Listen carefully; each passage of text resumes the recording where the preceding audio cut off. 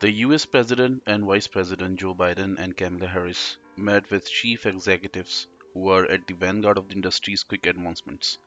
The White House then outlined measures to address the concerns of an unregulated race to develop ever more powerful artificial intelligence. The US government claimed companies creating the technology had a fundamental responsibility to make sure their products are safe before they are deployed or made public. In this statement issued prior to the meeting with executives of Google, Microsoft, and OpenAI, the company that created ChatGPT, there are growing worries that if AI is allowed to expand unchecked, private enterprises' use of it might endanger jobs, raise the possibility of fraud, and violate data privacy. The US government announced on Thursday that it would invest $140 million in 7 new national AI research centers to seek AI advancements that are ethical, trustworthy, responsible, and serve the public good. The IT industry, which produces 32 significant machine learning models a year compared to just 3 from academics, dominates AI development. Leading AI developers have also consented to having their systems openly reviewed at the DEFCON 31st Security Conference this year. OpenAI, Google, Microsoft, and Stability AI, the British company that created the image creation tool Stable Diffusion, are among the companies that have committed to take part.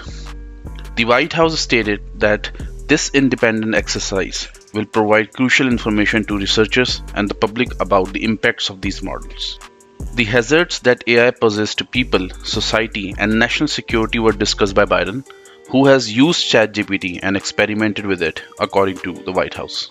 Following the conference, Harris issued a statement in which she claimed that technology advancements had always brought with them risks and opportunities, and that generative AI, which includes services like ChatGPT and image generator like Stable Diffusion, was no different. She continued by saying that she had informed the meeting's executives that it is the ethical, moral, and legal responsibility of the private sector to assure the safety and security of their products. The President's Office of Management and Budget released draft guidelines on the use of AI by the US government as another policy that was unveiled on Thursday. The White House released a draft of AI Bill of Rights in October of the last year. It asked for protection from unsafe and ineffective systems, which would include pre-launch testing and ongoing monitoring, as well as abuse of data practices like unchecked surveillance.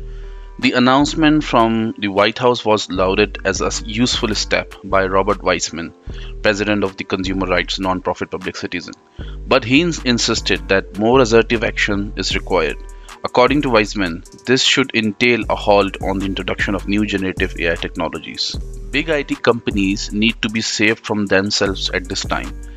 The firms are well aware of the dangers that generative AI poses, as are their top AI developers. But they are engaged in a combative arms race, and each of them thinks they cannot be stopped. This is what he said. On Thursday, the UK's competition watchdog raised questions about the models supporting companies like ChatGPT and Google's competing chatbot, Bard, and raised concern about the advancement of AI.